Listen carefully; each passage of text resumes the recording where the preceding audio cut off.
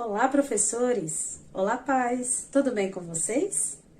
Mais uma vez estamos aqui para abordar assuntos relacionados à pedagogia. E hoje, especialmente, nós vamos tratar de um assunto que diz respeito a muitos profissionais que estão começando agora e ainda estão tentando entender os diferentes métodos de aprendizagem, os diferentes métodos de ensino. Isso vai ser bem útil até para os pais que, na verdade, querem colocar os filhos nas escolas e se perguntam qual o método que vai ser utilizado nessa escola. Será que meu filho vai se adaptar? Às vezes você não chega para matricular a criança e fala assim, que método a escola usa? Qual o processo de ensino que vocês usam?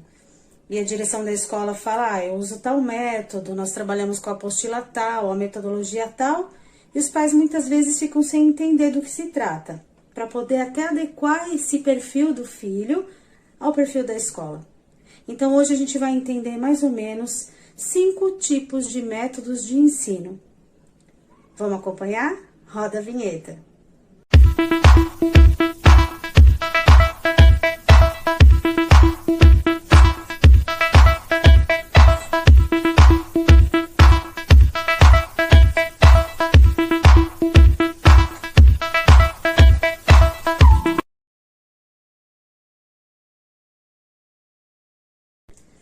No Brasil, há diversos tipos de metodologias de ensino, cada um com as suas características próprias para poder adequar cada criança ao seu ambiente, cada criança ao seu espaço escolar.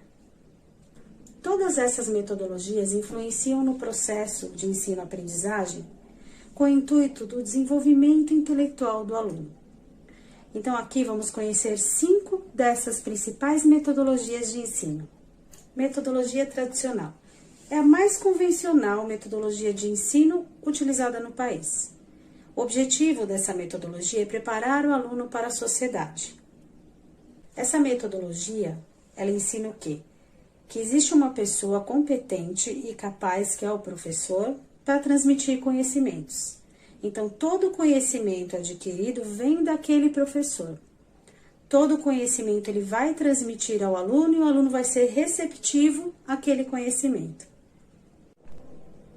Como forma de fixação, são passados exercícios onde muitas vezes o aluno utiliza-se da memorização e da criação de hábitos de estudo. Muitas vezes existe a questão da decoreba, onde a criança decora determinados conhecimentos, onde se torna uma coisa automática. O professor ensina porque ele é portador de conhecimento, o aluno recebe porque ele está lá para aprender, então ele tem que ter uma receptividade a esse ensinamento direcionado do professor. Aí vem a metodologia do construtivismo. Eu acho que muitos de vocês já ouviram falar, ou aplicam, ou a escola onde vocês trabalham aplicam esse tipo de metodologia. Ela foi desenvolvida por Jean Piaget. Então, no que se baseia o construtivismo? Tanto no conceito da aprendizagem, quanto do conhecimento. E ela se baseia também numa estrutura filosófica e científica. A ideia central desse modelo é de que o conhecimento é construído e não adquirido. Então, nesse método de aprendizagem, há 2 conceitos importantes. É o racionalismo, onde o conhecimento já se concentra no indivíduo, e o empirismo, onde o indivíduo constrói os conhecimentos a partir dos sentidos e do contato com o mundo. No construtivismo, os alunos são divididos em ciclos e não em séries, como na escola tradicional. Então, a sala é constituída de poucos alunos e eles podem participar mais ativamente das aulas. Ou seja, o conhecimento parte da criança. Ela vai buscar conhecimento e não fica somente esperando o conhecimento vindo do professor. Então, o construtivismo é interessante por isso. A criança, ela se desenvolve automaticamente, sem depender unicamente daqueles conhecimentos que ela vai receber do professor em sala de aula. Nesse caso, o professor não vai impor que a criança aprenda, não vai passar a matéria por imposição, mas ele vai ser um incentivador do processo de ensino-aprendizagem. Ele vai estar lá para auxiliar, para incentivar, para motivar aqueles alunos a adquirirem o conhecimento. Existe também o método Montessori. Esse método foi desenvolvido pela médica e pediatra Maria Montessori, muito inteligente, e tem como objetivo a compreensão da individualidade da criança. O seu foco está no desenvolvimento da autonomia do indivíduo. Então, os ambientes são bem organizados, com objetos e brinquedos ao alcance da criança, como vocês podem ver aí na imagem, né? A criança aprende sozinha, sem a autonomia dos adultos. De acordo com o método Montessori, a criança precisa se concentrar nas atividades, se concentrar naquilo que ela está fazendo. E a interrupção de um adulto prejudica o seu desenvolvimento. E ela não consegue manter um equilíbrio, focar naquilo que ela está fazendo. Alguns anos atrás, não muitos, não vou falar aqui quanto para não entregar, né? Eu fui alfabetizada pelo método Montessori. E assim, como que era o processo? Logo no primeiro ano, né? A criança entrava na sala e não era como hoje ou algum método que a gente vê por aí tradicional, onde a professora passa a lição e os alunos escrevem. Não. Tinha uma bancada com várias fichinhas, caixinhas com fichinhas e lições, atividades completamente diferentes uma da outra. Então, a criança chegava, guardava o material, pegava uma fichinha, sentava e começava a fazer a lição. Então, enquanto uma estava fazendo a letra A, outro já estava na D, outro já estava na letrinha C, e a coordenação motora diferente para cada um. Então, esse método, ele traz a individualidade da criança, ela se sente mais independente. E no que isso pode ajudar? Futuramente, a ela ser mais independente nas atividades, não depender tanto do professor, né? Então, essa independência vai fazer parte do cotidiano da vida dela. Então, isso vai ser bastante interessante nesse sentido. E esse método ajuda muito, né? Na parte emocional, onde a criança não fica tão limitada, não fica tão constrangida de pedir ajuda. Tem criança que realmente é muito tímida.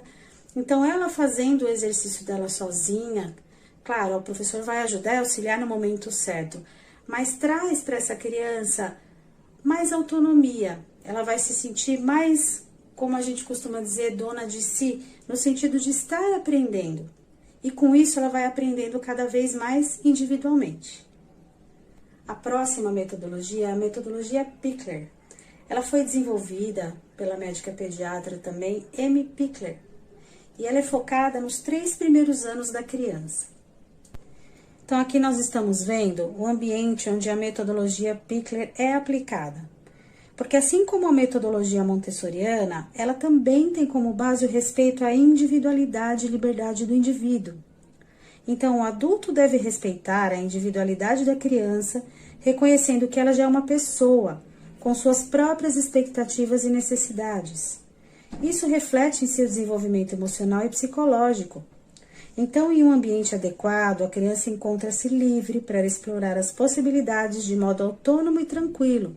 Isso influencia os bebês a desenvolverem aspectos de uma postura corporal própria. Então, é muito importante, gente, vocês verem pelo ambiente, né, da metodologia Pickler, onde a criança também tem liberdade, também tem uma certa autonomia. Os bebês desenvolvem muito mais rapidamente. Metodologia Waldorf. Essa metodologia foi criada pelo filósofo Rudolf Steiner e ela tem 3 pilares muito importantes: querer, pensar e agir. Essa abordagem inclui tanto as matérias obrigatórias do currículo nacional, que a criança já está acostumada, como português, matemática, geografia, etc., quanto conteúdos outros que explorem a criatividade dos alunos, como a música, o teatro, o artesanato, como vocês podem ver aí na imagem. Por isso, esse método dá muito valor ao contato com a natureza e ao trabalho manual. Então, vocês percebem que cada escola opta por um método de ensino, mas o foco principal de todas elas é um só: desenvolver. Então, não importa que caminho você vai percorrer, o importante é onde você vai chegar. E todas as instituições de ensino, seja qual o método que elas utilizarem, o foco delas é que a criança aprenda. Então, cabe aos pais, nesse momento, conversarem com os gestores da escola, na qual eles têm interesse em matricular os filhos, e perguntar que tipo de método a escola oferece, que método vai ser utilizado e até que ponto essa criança vai se encaixar nesse método de ensino, Porque os pais sabem, mais ou menos, através dessas explicações dos métodos de ensino, quais as características dos filhos e até que ponto esse filho pode se encaixar em cada método. Por exemplo, o método montessoriano, onde a criança tem total individualidade. Se ela é uma criança muito tímida, isso pode ajudá-la a perder essa timidez, através da individualidade com que a professora vai trabalhar em cima disso, né, ensinando o conteúdo de uma maneira onde a criança se sinta com mais autonomia. Uma criança que é muito agitada, de repente, se ela entrar nesse método Montessori e tiver muita autonomia, de repente não é desse momento, dessa atitude que ela precisa de uma coisa mais ou tradicional, ou alguma coisa onde ela precisa mais desenvolver o raciocínio, então o construtivismo seria melhor para ela. Então, cabe aos pais conversarem mesmo, sentarem com esses gestores e entenderem que método essa escola vai utilizar e se é viável ou não para a criança, se é viável ou não para o desenvolvimento dela, esse método que vai ser aplicado. Estamos encerrando mais um vídeo por hoje. Eu agradeço mais uma vez a participação, a colaboração, a atenção de vocês. Continuo no aguardo de você se inscrever, compartilhar, curtir e fazer perguntas, deixar questionamentos e comentários, que isso é muito útil, valoriza muito o nosso canal e ajuda a gente a crescer cada vez mais, todos juntos pela educação.